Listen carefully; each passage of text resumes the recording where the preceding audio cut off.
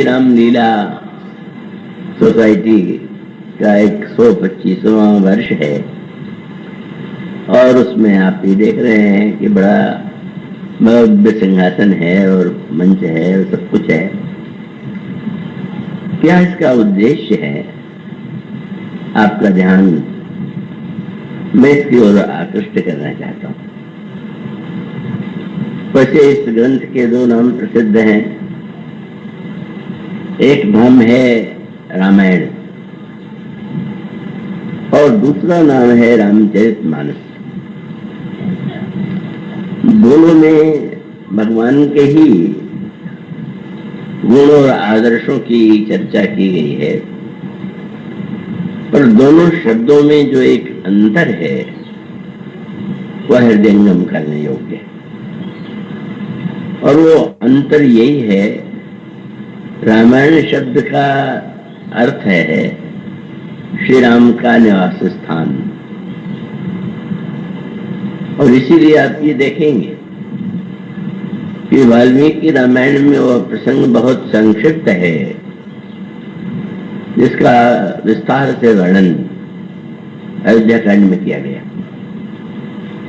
भगवान श्री राम महर्षि वाल्मीकि के आश्रम में जाते हैं और फिर उससे जो एक अनोखा वार्तालाप होता है,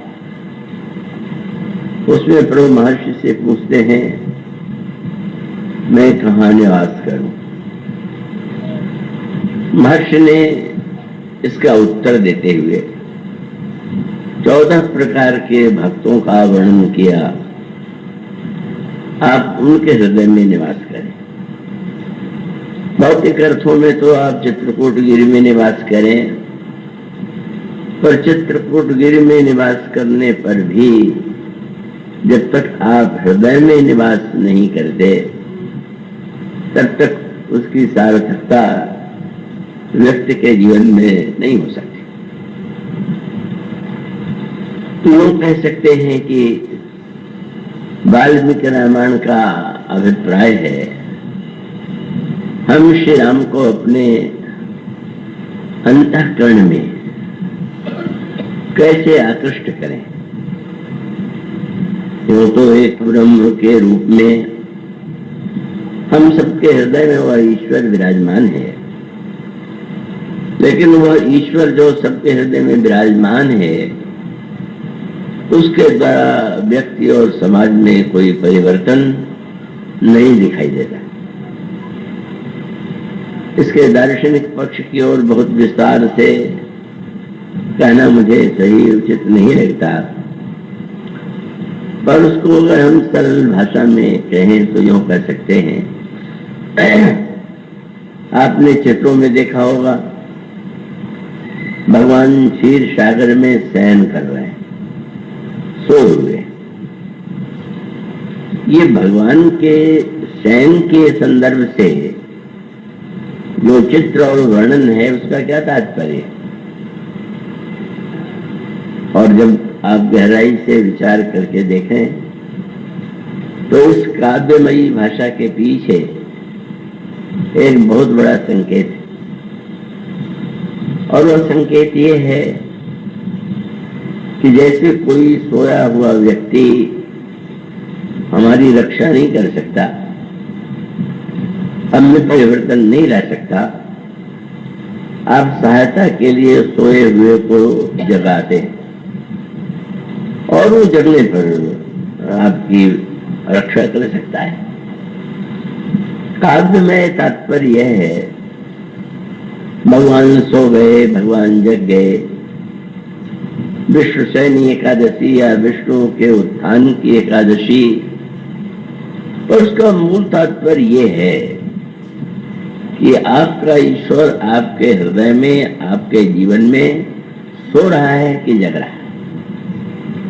और स्पष्ट है कि अधिकांश लोगों के हृदय में वह ईश्वर निष्क्रिय के रूप में सो रहा है, और इसीलिए तो हमारी रक्षा या हमारी बुराइयों को दूर नहीं कर पा रहा। संत कबीर से भी कभी किसी ने पूछा कि जब सर्वत्र भगवान निवास करते हैं तो संत को इतना महत्व देने की क्या आवश्यकता है। और तब उन्होंने एक दोहे के माध्यम से बड़ी सार्थक बात कही।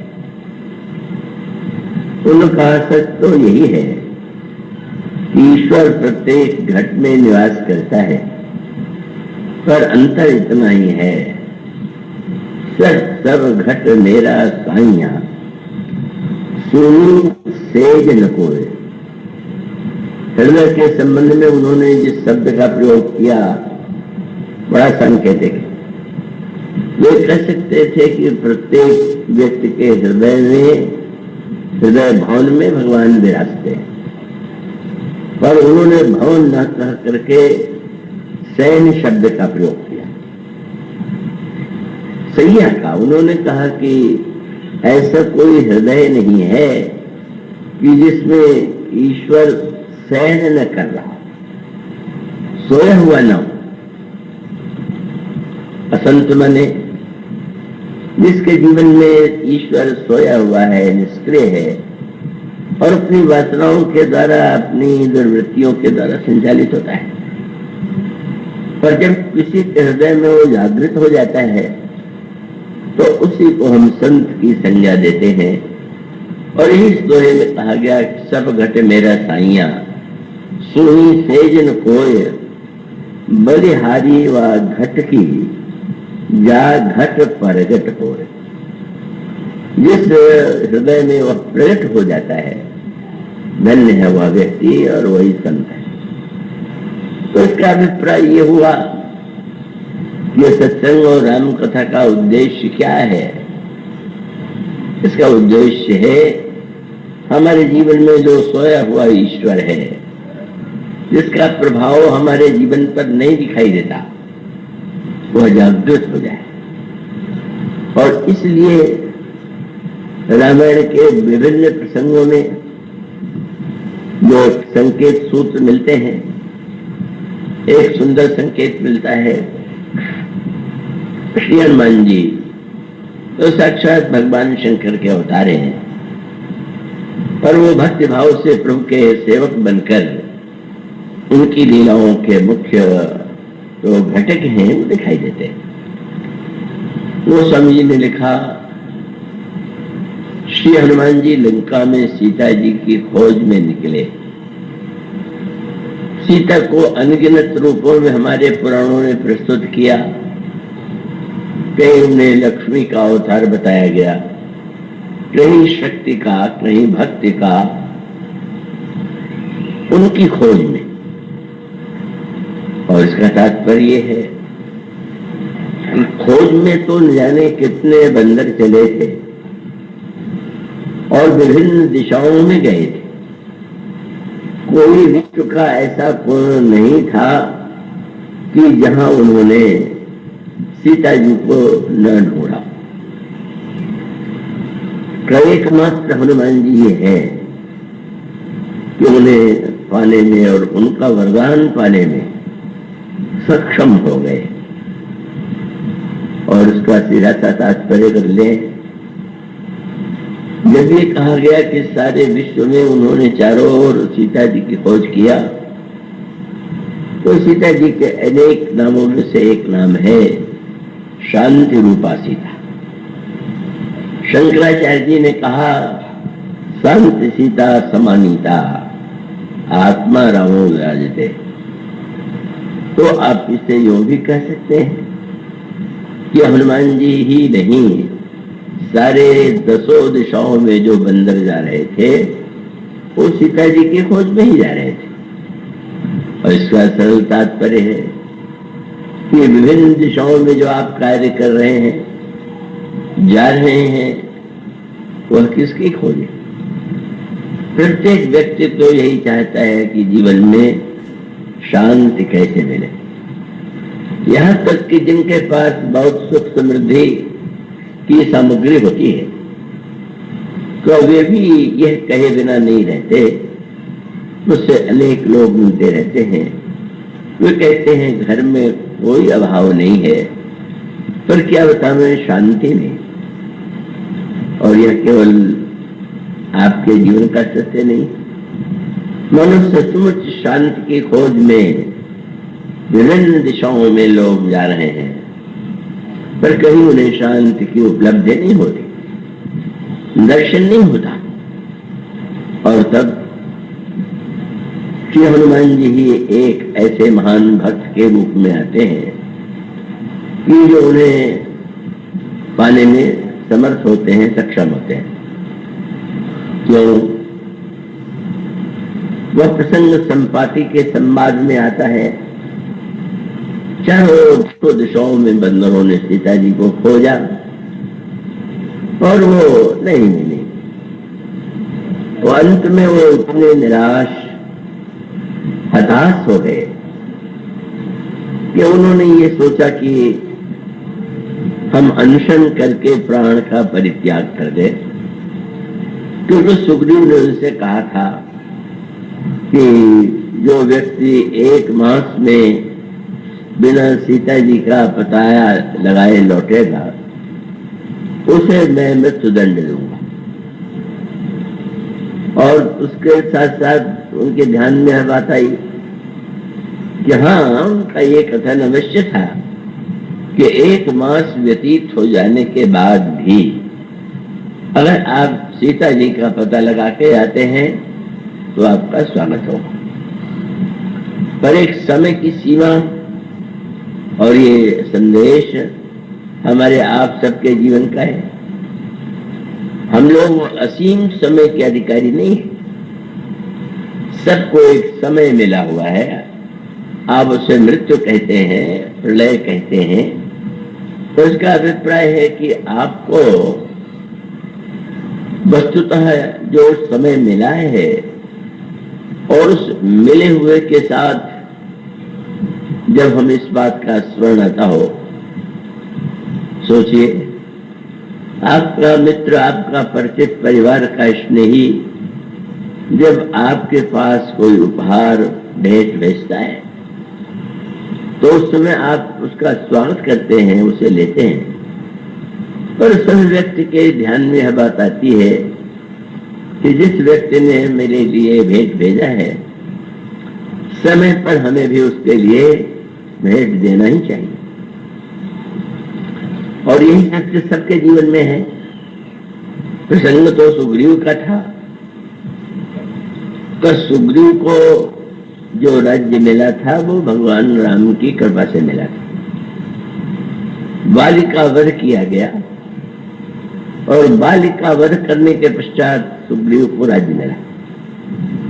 जिस पत्नी से उनका वियोग और विछोह हो गया था, जिसका हरण हो गया था, वो उन्हें प्राप्त हो गई। अब इसको अगर आध्यात्मिक अर्थों में देखें तो ये जो वाली है, ये बहिरंग इतिहास में तो त्रेता युग में वह व्यक्ति था, पर आज हम सबके जीवन में वो वाली विद्यमान है। और वो वाली कौन है? आप बृहत्पत्रिका नाम के ग्रंथ को पढ़ें। रामायण का बहुत गहराई से आनंद लेना चाहते हो तो आप मानस के साथ साथ उस ग्रंथ को जब पढ़ेंगे तो आपको एक नई दृष्टि मिलेगी, और उस नई दृष्टि से हम प्रेरणा लेने की चेष्टा करें, इसकी आवश्यकता है। बाली और सुग्रीव में परस्पर बड़ा प्रेम था। बाली ने सुग्रीव के लिए सब कुछ प्रस्तुत कर दिया था, प्रबंध कर दिया था, पर उस घटना से आप परिचित हैं। मायावी नाम के राक्षस ने रात में आकर के पुकारा, मानो वह एक छलपूर्ण व्यवहार कर रहा था। उसे याद था कि बानरों की शक्ति रात्रि में नहीं होती, और इसलिए यही ऐसा समय है कि मैं ये घोषित कर सकूं कि बाली भी मेरा सामना नहीं कर पाया। और उसका उपाय उसने यही सोचा था कि रात्रि के समय जब मैं चुनौती दूंगा तो वो सामने नहीं आएगा, और तब मैं ये कह सकूंगा कि बाली क्या मुझसे युद्ध करता कहो तो डर के मारे मेरे सामने ही नहीं आया, पर ऐसा हुआ नहीं। अर्धरात्रि पर द्वार पुकारा, बाली निप बल सहीद पारा।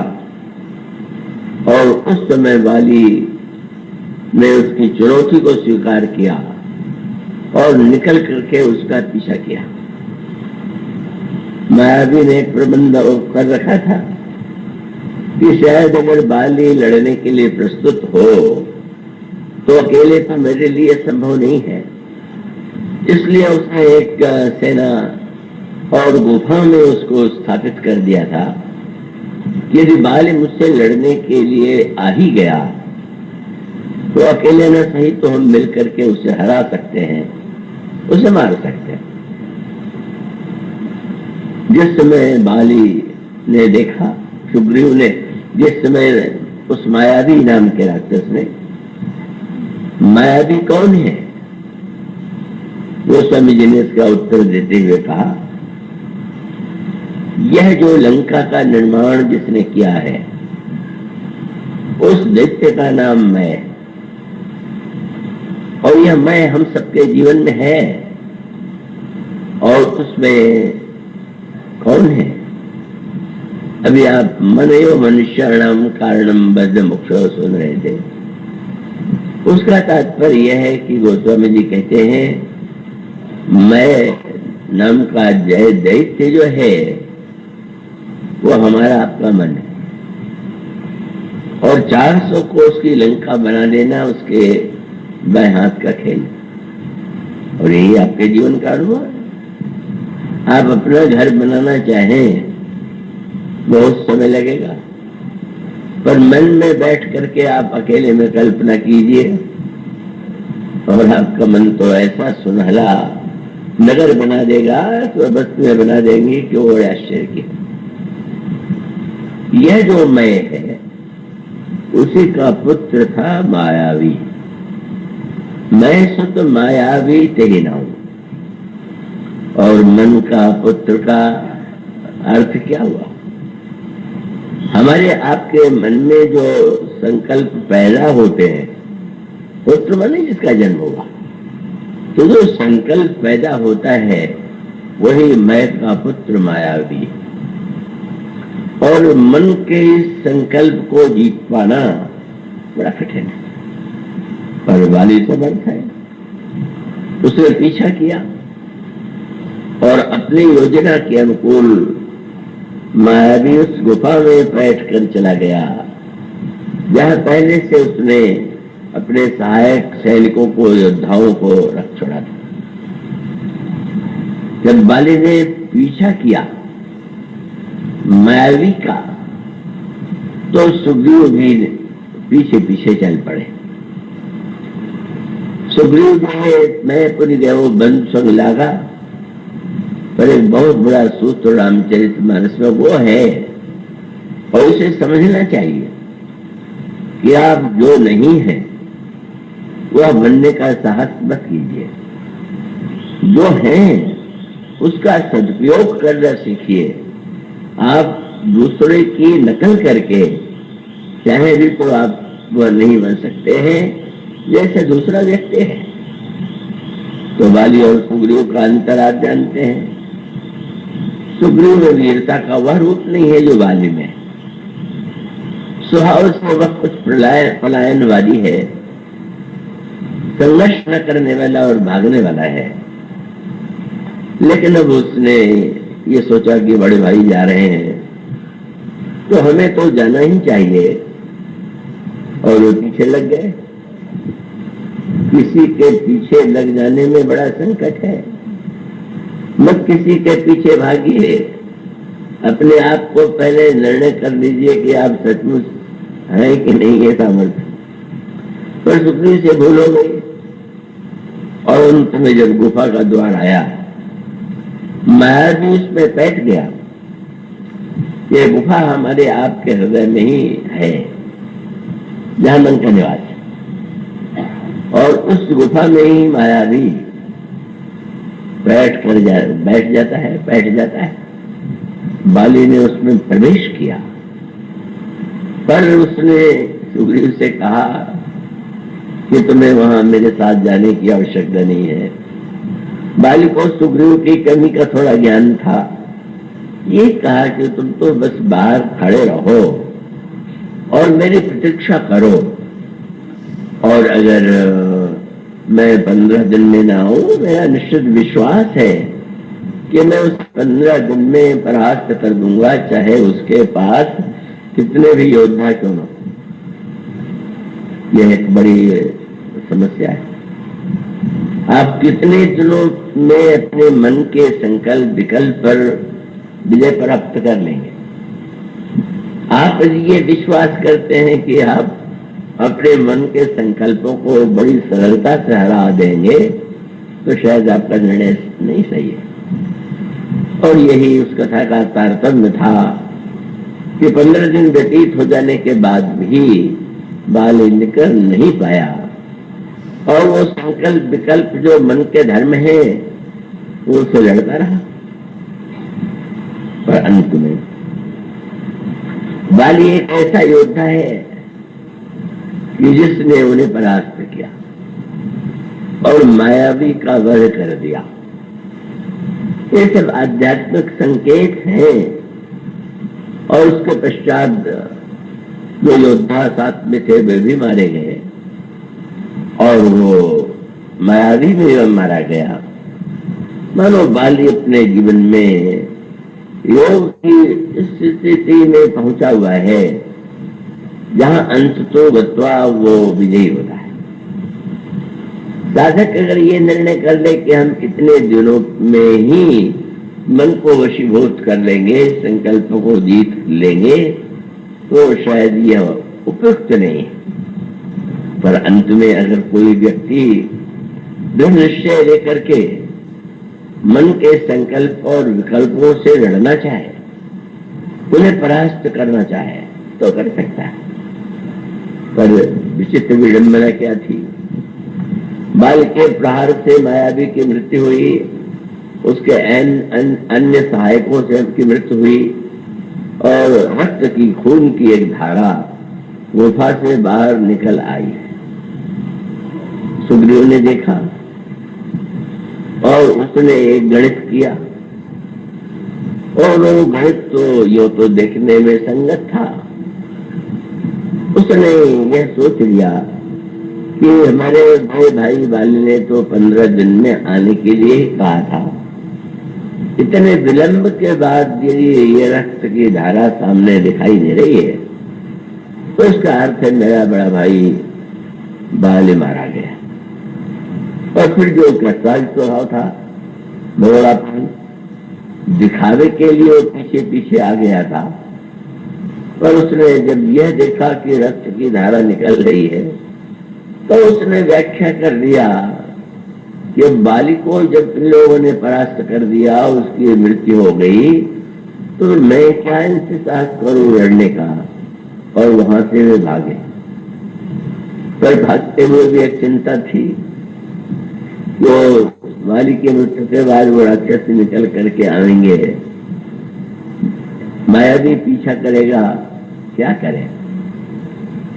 और तब उसने वो जो गुफा थी, एक विशाल पर्वत उठा लिया, खंड, और उस गुफा के द्वार पर लगा दिया, कि जिसका हटा पाना बड़ा कठिन था, और अगर हटाने का प्रयास हो तो भी समय लग सकता था। और यह जीवन में उसके लिए बड़ी विडंबना हो गई। और विडंबना यह हुई कि अगर वो न आया होता तो वे बातें न होती जो भविष्य में हो गई।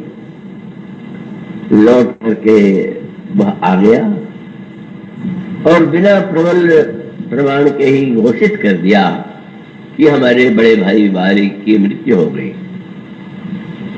और तब लोगों ने ये प्रस्ताव किया कि राजा का होना तो आवश्यक है, अगर बाली की मृत्यु हो गई है तो आप जो है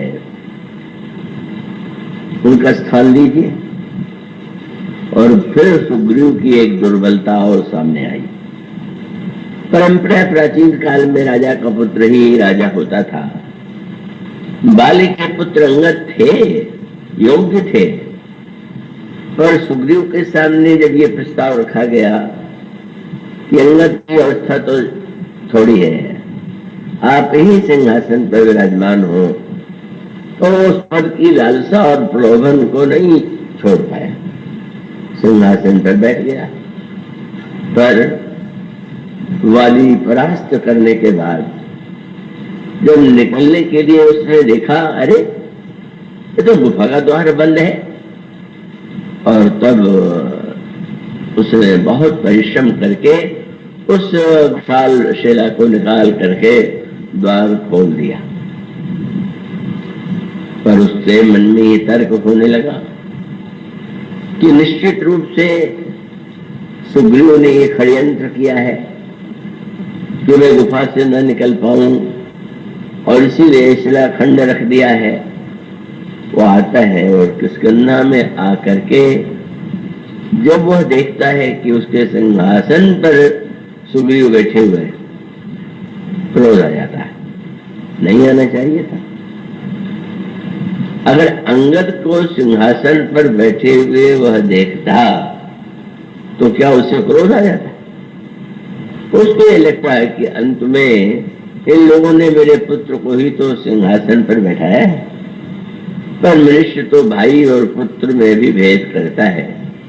ये भेद बुद्धि ही परिवार समाज सर्वत्र झगड़े की जड़ है। अपने और पराये का जो एक मनुष्य के मस्तिष्क और जीवन पर प्रभाव है, जिसमें प्रत्येक उसका व्यवहार इस मैं से, मेरेपन से, तू और तेरेपन से संचालित हो रहा है। यह वो सत्य है जिसका अनुभव आप नित्य अपने जीवन में, हम अपने जीवन में कर सकते हैं। और तब उसका तात्पर्य यही है कि बाली ने अंगद को अगर बैठे हुए देखा तो संतोष हो जाता, पर सुग्रीव को बैठा देख करके उसे क्रोध आ गया। बड़ा बलवान था, उसने सुग्रीव की पत्नी को छीन लिया, राज्य छीन लिया। और तब बाली ने, सुग्रीव ने अपने स्वभाव का परिचय देते हुए वो भाग खड़ा हुआ, और वो बाली ने पीछा किया, पर वो बाली उसको पकड़ तो नहीं पाया। और एक ऐसा पर्वत जिसका नाम ऋष्यमुख था, ऋष्यमुख पर्वत पर बाली को शाप था कि वहां उस पर्वत पर वो नहीं आ पाएगा, नहीं आ सकेगा, और आएगा तो उसकी मृत्यु हो जाएगी। सुग्रीव ने अपनी रक्षा के लिए उस ऋष्यमुख पर्वत पर निवास किया। उसके पश्चात गाथा तो बड़ी विस्तृत है। अंत में वो स्थिति आती है कि भयभीत सुग्रीव जब श्री हनुमान जी की कृपा से उसको भगवान राम को पहचानने की जब दृष्टि मिली, वो उसने ऋष्यमुख पर्वत पर बैठे हुए जब दो राजकुमारों को आते देखा तो आतंकित और भयभीत होकर सोचने लगा, बाली न आता हो भले ही, पर लगता है इन दोनों योद्धाओं को उसने हमारे वध के लिए भेजा। यही दृष्टि की कमी है। ईश्वर को देख करके भी हम पहचान नहीं पाते, क्योंकि ईश्वर के विषय में हमने कुछ धारणाएं बना रखी हैं। चित्र है, मूर्ति है, वह भी भगवान का रूप, लेकिन भगवान का रूप केवल वही तो नहीं है। इसलिए वेद मंत्रों में वाक्य आता है ईश्वर के संदर्भ से कि जीर्णम दंडे न बन जैसे, आप बूढ़ा बन करके लाठी टेकते हुए भ्रम में डाल देते हो। उसे देख करके समझ ही नहीं पाता कि ये भी ईश्वर हो सकता है। तो ईश्वर को एक वो बड़ी प्रसिद्ध गाथा है, किसी ने स्वप्न देखा कि भगवान ने ये कहा कि कल मैं आऊंगा तुम्हें दर्शन देने के लिए। बड़ी तैयार की, बंधन बार सजाया और बहुत सुंदर प्रबंध किया स्वागत के लिए। और जब इस प्रबंध में लगा हुआ तो उसी समय एक बूढ़ा व्यक्ति आया और उसने वो कपड़े भी उसके गंदे से थे। उसने ये कहा कि मैं भूखा हूं, तुम मुझे भोजन दो। उसने कहा नहीं नहीं, तुमने कितने गंदे वस्त्र पहन रखे हैं, आज साक्षात भगवान आने वाले हैं, तो कहीं तुम्हें देख के लौटने जाए, अभी नहीं, तुम जाओ। और उसके पश्चात एक और वृद्धा के रूप में वृद्धा आई, उन्होंने वस्त्र की मांग किया और उसने यही कहा कि तुम्हें पता नहीं है इतनी सजावट प्रभु के लिए की गई है, इस समय तुम्हारे आने का क्या तात्पर्य हो सकता है। और तब वह वृद्धा भी चली गई, दिन बीत गया, भक्त की आंखों में आंसू आ गया, है प्रभु आपके स्वागत के लिए मैंने इतना प्रबंध किया और आप नहीं आए।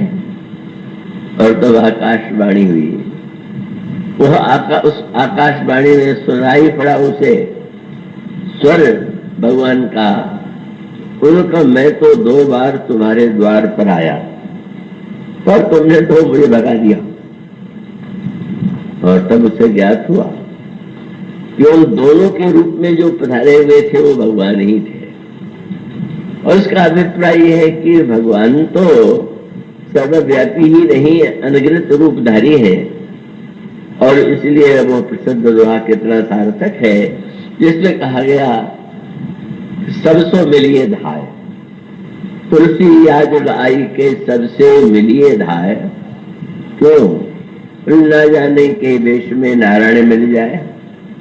और उसका सीधा सा तात्पर्य है कि अगर आपको नारायण रूप लोग न भी दिखाई दें तो जो अभावग्रस्त है, जो दीन है, आप उनकी सेवा के द्वारा प्रभु को प्रसन्न कर सकते हैं। पर वो व्यक्ति की यही जो ईश्वर को देखने और पहचानने की दृष्टि है तो सुग्रीव के पास नहीं थी। लेकिन सुग्रीव के जीवन में एक बड़ी श्रेष्ठतम धारणा यह थी कि वो अपनी अपेक्षा वह हनुमान जी पर अधिक विश्वास करता है। और उसका अभिप्राय, अगर हमें वह दृष्टि प्राप्त न हो तो हम उस संत पर विश्वास करें, उस संत की वाणी और संत की आंखों पर विश्वास करें, और तब हमारे जीवन में हम ईश्वर को पहचान सकने में सक्षम होंगे। और इसलिए सुग्रीव की यह विशेषता थी कि हनुमान जी से उन्होंने कहा कि आप जो है जाइए और वहां पहुंच करके आप वहीं से बता दीजिएगा संकेत से, लिखा हुआ है, धरि बट रूप देख तय जाई, कहे से मोह जिए सैन बुझाई। ये नहीं कहा कि जाकर के लौट के आके बताना कि कौन है। इतना डरपोक था कि वो सोचने लगा कहीं ये बताने के लिए यहाँ तक आवे और पीछे पीछे दोनों आके मार दें तो क्या होगा। इसलिए हनुमान जी से कहा, आप तो बड़े बलवान हैं, दूर से संकेत कर दीजिएगा। हनुमान जी ने कहा, अगर ये पता चले कि बाली के भेजे हुए राजकुमार हैं तो तुम क्या करोगे। उसने कहा, आप जानते हैं मैं तो एक ही कला में निपुण हूं और वो भागने की कला है। अब मैं जीवन भर पहले गुफा से भागा तो घर में आया, घर से भागा तो ऋषिमुख पर्वत पर आया, और अगर ये राजकुमार भी उसी ले आ रहे तो यहां से भी भाग खड़ा होऊंगा। इसलिए संकेत वहां से कर दीजिएगा। ये मानवीय दुर्बलता है कि मानो हम ईश्वर से भी कभी कभी डर जाते हैं, ईश्वर के रूप को भी हम तिरस्कृत करते हैं। पर हनुमान जी जैसा कोई महान संत, महान भक्त जो ईश्वर को पहचानने में सक्षम है, जिसको दृष्टि प्राप्त है, अगर हम उनकी वाणी पर भरोसा करें, अनुभव और विश्वास पर भरोसा करें तो निश्चित रूप से हमारे जीवन की समस्याओं का समाधान हो सकता है। और उसके पश्चात सुग्रीव ने, भगवान राम ने, हनुमान जी ने प्रभु और सुग्रीव की मित्रता कराई। प्रसंग को बहुत विस्तार न देकर के इतना कि उस युद्ध में बाली का वध होगा और सुग्रीव को राज्य मिला। कहा तो सुग्रीव ने ये एक भाषण दिया था कि मैं तो सबका जी भजन करो दिन राती, मैं चाहता हूं कि ऐसी कृपा कीजिए कि सब कुछ छोड़ के भजन करूं, पर जब राज्य मिला तो उतने उपभोग और वह आनंददायक वस्तुएं थी जहां वो उसमें इतना डूब गया कि उसे स्मृति नहीं रह गई कि प्रभु ने कहा था कि तुम सब कुछ छोड़ दो। मैं नहीं कहता, मैं कहता हूं तुम राज्य अवश्य करो, राजकाज चलाओ और अंगत को साथ लेने मत भूलना, लेकिन उसके साथ साथ इस बात को भी न भूलना कि सीता जी का पता भी तुम्हें लगाना है। यही ईश्वर हमसे और आप सबसे कहता है, आप व्यवहार कीजिए, जो कार्य करते हैं वो कीजिए, पर ये मत भूल जाइए कि आपको सीता जी का पता लगाना है। चाहे वो शांत रूपा है, चाहे भक्त रूपा है, उसे पाना है। पर व्यक्ति डूब जाता है विषय में, और विषय में जब डूब जाता है तो ये भूल जाता है कि ये जो वस्तुएं हमें मिली हैं कवे कहां से कैसे मिल गई। यह तो ईश्वर की करुणा का परिणाम है कि वह आपको उसने वस्तुएं दी हैं, और वह कृतज्ञता आपके जीवन में आनी चाहिए जो भेंट मिलने पर आप संसार में उसका आप आवश्यक मानते हैं कि बदले में चुकाया जाए। और फिर उसका अर्थ ये हुआ, सुग्रीव भगवान को भूल गए, और सुग्रीव का भूलना कितना सार्थक है। फिर बड़ी भूमिका और बड़ी सार्थक भूमिका है। आपने दिन में देखा, आजकल तो 2 दिनों से आकाश में बादल छाए रहते हैं, तो जब बादल छाए रहते हैं तो इसका अर्थ ये नहीं है कि सुग्रीव को सूर्य आकाश में नहीं, आकाश में सूर्य है और अन्यत्र उसका प्रकाश भी। ये नहीं कि कानपुर में सूर्य नहीं दिखाई दे रहा है तो सारे देश में सूर्य नहीं दिखाई दे रहा। और उस समय व्यक्ति को ये ज्ञात है, होना चाहिए कि यह जो बादल का एक आवरण है, इसके आड़ में सूर्य छिपा हुआ है। जीव की यही दशा है। एक ज्ञान में साक्षात ज्ञान अखंड एक सीतावर प्रभु के हृदय में विराजमान है। तो बादलों के कारण, बादल माने वासना, कामना, उस वासना और कामना के कारण का वो कई प्रकार का धुआं आ जाए तो भी कम दिखाई देगा, बादल छाए तो बिल्कुल नहीं दिखाई देगा, और फिर तब वह दृश्य आता है। ये सब बड़ी जीवन के प्रेरक रूप में कथाएं। श्री हनुमान जी संत हैं, संत की भूमिका क्या है? हनुमान जी समझ गए, अरे सुग्रीव तो विषय भोग में इतने डूब गए कि वे भूल गए। और तब फिर उस दिन उन्होंने सुग्रीव के पास आकर के, जब सुग्रीव ने प्रभु हनुमान जी को देखा तो हनुमान जी के प्रति तो बड़ी कृतज्ञता थी। कैसे आपने कष्ट किया? क्या मैं कथा सुनाने आया हूं। कथा तो आप पहले भी सुना चुके। कई लोग यही कहते हैं कि कथा क्या सुने, सुन तो चुके। और तब मानो उसने ये कहा कि अंत में एक ऐसी बात ईश्वर ने कही जो केवल सुग्रीव से ही नहीं, हम लोगों सबसे है। भगवान राम ने कहा, तुमने ये देखा कि अब श्री राम ने बाली पर बाण चलाया और बाणे वो वाली गिर पड़ा, तो वो बाण जो है कहाँ गया? तो वो तो लौट करके प्रभु के तरकस में आ गया। और ये जो कथा है का उसमें जो घटनाएं होती हैं, मात्र घटनाओं का नहीं है, उन घटनाओं का आप क्या अर्थ लेते हैं, ये बड़े महत्व की बात है। सुनिए और सुन करके आप वह अर्थ लगाइए। तो उस अर्थ लगाने में अनर्थ का ध्यान रहे, पर आप जो अर्थ, एक ही कसौटी, अर्थ और अनर्थ की कसौटी क्या है? जिसके द्वारा हमारे जीवन में बुराइयों का विनाश हो, हमारे जीवन का तमोगुण मिट जाए, वह सही अर्थ। और जिस अर्थ का अनर्थ ये हो कि व्यक्ति नाम तो सुनने का ले, लेकिन वो सुनने का सही अर्थ नहीं लगा पाता हो।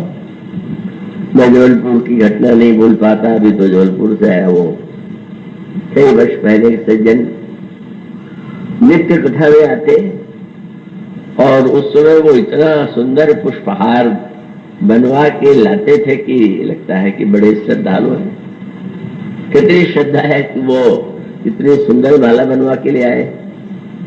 पर बड़ा विचित्र दृश्य तब होता था कि कथा में बस वो 5-10 मिनट से ज्यादा कभी बैठते ही नहीं। कथा प्रारंभ हुई, 2-4 वाक्य मैंने कहा और उठ के चले जाते थे। एक आध दिन तो मैंने सोचा कोई आवश्यक काम होगा, पर जो नित्य ये क्रम होने लगा तो मुझे थोड़ा ये लगा कि इनका पता तो लगाना चाहिए कि इतना द्रव्य खर्च करके माला लाते हैं और वो उठ के चले जाते हैं। तो उनके एक मित्र थे, उनसे मैंने कहा जरा पूछना, और तब मित्र से उन्होंने जो कथा का अर्थ बताया उसको सुन करके मैं समझ गया कि अगर इस प्रकार के श्रोता मिल जाए तो क्या होगा। पूछा कि वो मित्र तुम जाते हो तो जाने के बाद लौट करके क्यों आते हो? बोले वहां पहुंच करके 5 मिनट के अंदर ही कथा का संकेत में समझ लेता हूं। क्या समझ लेते हैं? उन्होंने कहा मैं देखता हूं कि महाराज या पंडित जी जो भी कहते हो कि जब वे बोलने के लिए हाथ उठाते हैं तो दाहिने बाएं और कितनी अंगुलियां ऊपर उठी और उसको लेके मैं सट्टे में आके लगा देता हूं। और इसीलिए मेरा उद्देश्य तो यही है, पागलपन की बात है। मैं कितनी अंगुली क्या कोई सोच के उठाता हूं क्या? पर उन्होंने ऐसा मान लिया। अब ऐसा व्यक्ति जब कथा सुनने के लिए प्रस्तुत हो जाए और वो ये निश्चय कर ले कि हम वह अर्थ लेंगे जो है नहीं और जिसका उद्देश्य जो है वो पवित्र नहीं है। कथा के कथावाचक की विशेषता ये होनी चाहिए और सुनने वाले की विशेषता होना चाहिए। जो सुनाने वाला है वो आपको क्या सुना रहा है और सामने वाला जो सुना रहा है उसका क्या अर्थ आप लेते हैं। और तब वह सूत्र ये, श्रोता सुमति सुशील सुचि कथा रसिक हरिदास पाई उमा अति गोप्यमपि सज्जन करहि प्रकाश। ऐसे श्रोता चाहिए। और सचमुच वह सौभाग्य था सुग्रीव का कि उन्हें ऐसे वक्ता मिले हुए थे, साक्षात शंकरावतार श्री हनुमान जी महाराज। जब ये कथा सुनाने चले तो कथा का अर्थ क्या है वो बता रहे थे और अचानक उन्होंने सुग्रीव से ये प्रश्न किया कि प्रभु ने वो बाण चलाया तो बहुधा तो योद्धा जो बाण चलाता है वो जिसके हृदय पर मारा गया है वही रह जाता है, ये बाण लौट क्यों आया? सुग्रीव ने कहा कि मैंने ये सुना है कि श्री राम तो ईश्वर है, चमत्कार है कि बाण जाता है और फिर उनके तर्कस में लौट आता है। हनुमान जी ने कहा शायद आपने सही अर्थ नहीं लिया। अर्थ कौन सा ठीक, इसकी चिंता मत कीजिए, उसका क्या अर्थ आपके लिए उपयोगी है महत्व इसका है। और हनुमान जी ने कहा कि मुझे तो लगता है कि उन्होंने उस बाण को इसलिए लौटा लिया कि अगर बाली के समान सुग्रीव ने भी किया तो उसको भी इसी बाण से मारेंगे और आपके लिए बाण रखा हुआ। यह अर्थ तो बेचारी कल्पना भी में नहीं था, पर यह सत्य सबको याद रखना चाहिए। ईश्वर के तर्कस का बाण कभी खाली नहीं होता, क्योंकि धनुष क्या है, बाण क्या है। तो लोग में पर बाण जो बरस कलप सरचंड भजसी न मन ते राम कहाँ, काल जास को दंड। काल ही धनुष है और ये महीना, वर्ष, दिन, रात्रि यही ईश्वर के बाण है। और यह मत भूलिए कि वो तर्कस कभी खाली नहीं होता।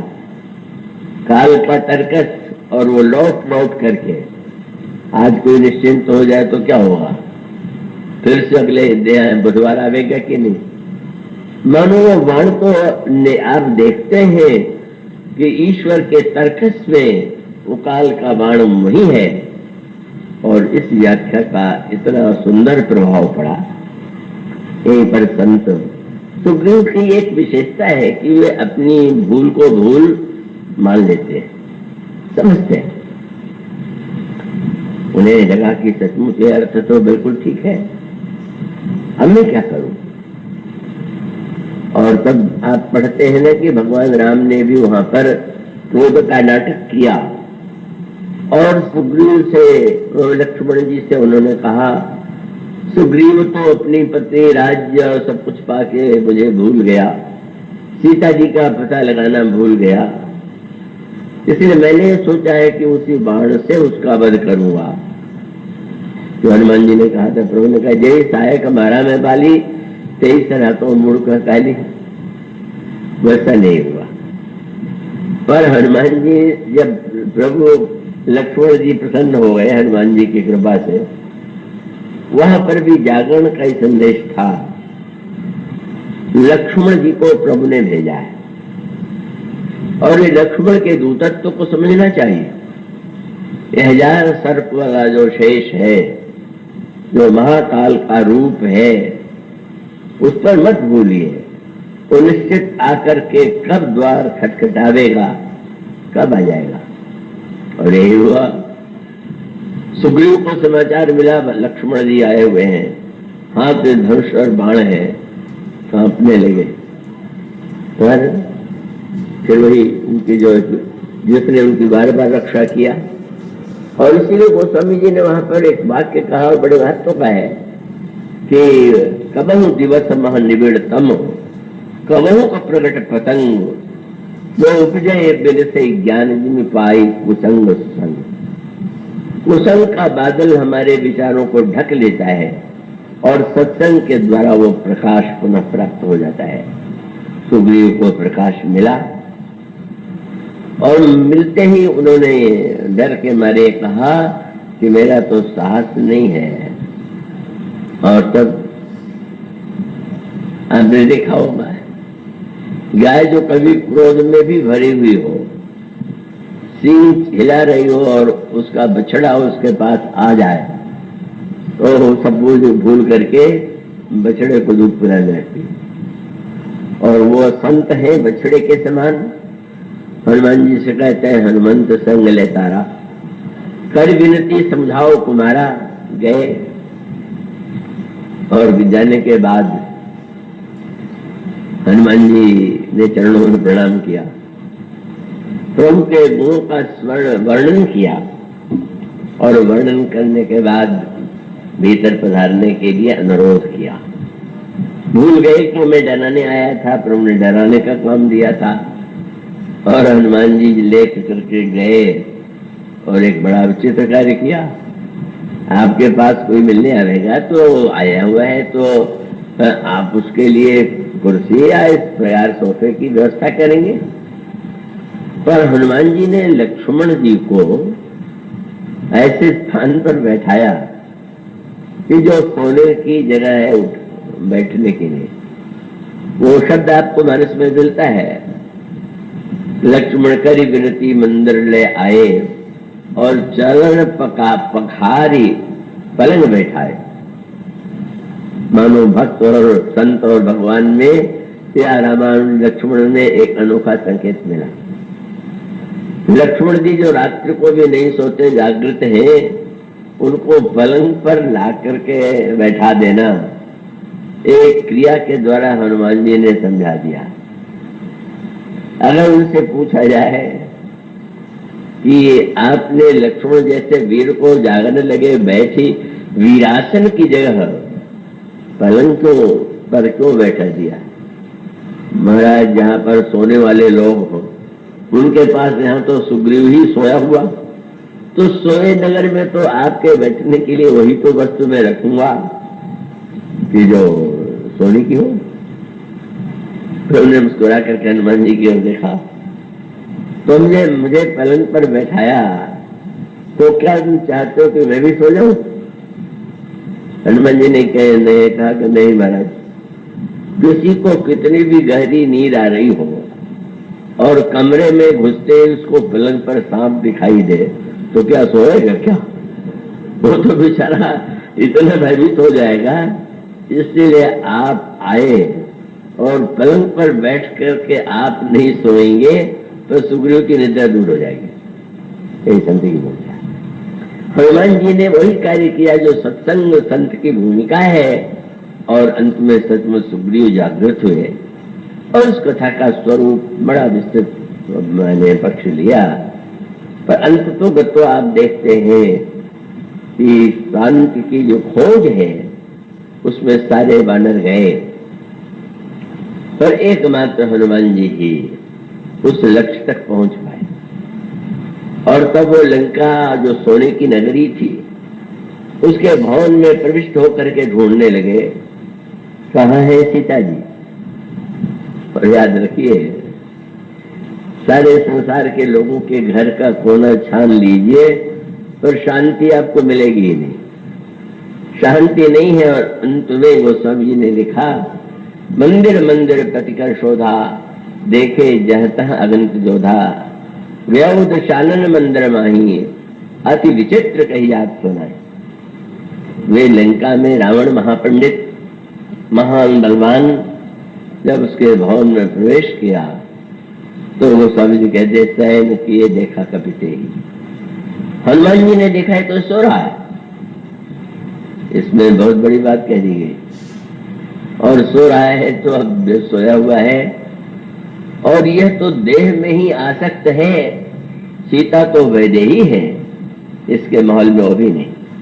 स्वर्ण भी सारे संसार का सोना, सारी वस्तुएं आपके पास एकत्र हो तो भी शांति नहीं मिलेगी। पर कितनी मीठी बात है। इसके बाद रावण के महल में भी उन्होंने देख लिया कि सारी लंका में कहीं शांति नहीं है। तब वे गए सुग्रीव के द्वार पर, और सुग्रीव के द्वार पर जो ही वे खड़े हुए, मन में तरक करे कभी लागा, ताही समय विभीषण जागा। हनुमान जी सोचने लगे कि इस नगर में ही किसका भवन है, मंदिर है। उसी समय विभीषण जग गए। और मानो सांकेतिक अर्थ यही है कि दशानन और विभीषण में क्या अंतर है। बोले संत के आने पर भी जो सोता रह जाए वह दशानन है, और संत के आने पर जो जग जाए वही भक्त है और वही भगवान को पा सकता है। इसलिए यह जो भगवान की लीला है, जगाने के लिए ईश्वर को जगाइए, पर ईश्वर को भी जगाइएगा तो तभी जब आप पहले जागेंगे। इसलिए मुझे विश्वास है कि आप लोगों ने जाग करके ही कथा सुनी होगी। मैं नहीं जानता कि कितने लोग यहाँ पहुंच करके भी सो रहे थे, पर अगर आप जग गए और वो जगना सही अर्थों में जीवन में आ गया तो हम शांति को पालेंगे, उनका आशीर्वाद प्राप्त कर लेंगे। आज इतना ही। बोलिए श्याम।